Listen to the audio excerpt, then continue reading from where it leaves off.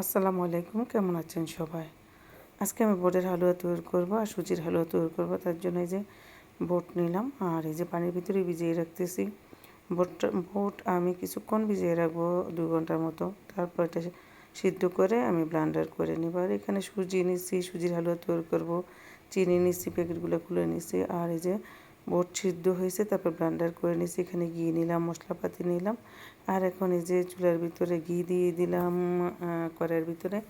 এখন এই যে সুজিগুলা দিয়ে দিছি। আসলে কি কথা কইতে গেলে না আমি উল্টাপাল্টা কথা বলে ফেলি। তার জন্য ভিডিও আমি শেয়ার করতে পারি না, কারণ ভালো লাগে না, এখন আগের মতো আর লাগে না। আগে ভিডিও শেয়ার করার জন্য কতটা ভালো লাগছে, ইচ্ছে ছিল যে আমি কখন একটা ভিডিও শেয়ার করব। এখন যে মা মারা যাওয়ার পর থেকে আর এগুলো করতে একদমই আমার ইচ্ছে করে না। এর আগেও আমার বোন মারা গেছে 2 বছর আগে। বোন মারা গেছে মতো আমার একই অবস্থা হয়েছিল। তারপরে মাঝে মাঝে মনে হয় যে একটু যদি আপনাদের সাথে যোগাযোগ থাকে মনটা ভালো থাকবে, তার জন্য করি। এটা শরবত ভিজিয়ে রাখছি, সুপুলের বসিয়ে আর লাল চিনি মিলিয়ে রাখছি। আর এই যে দেখেন আমার সুজির হালুয়াটা এরকম হয়েছে। আর এই দাগ দাগ কেটে তারপরে আমি এই যে কিশমিশগুলো বসায় রাখছি। তো খাওয়াবার সময় কেটে কেটে খাবে এই অবস্থা। আর এদিকে বোটের হালুয়াটা তৈরি হয়ে গেছে।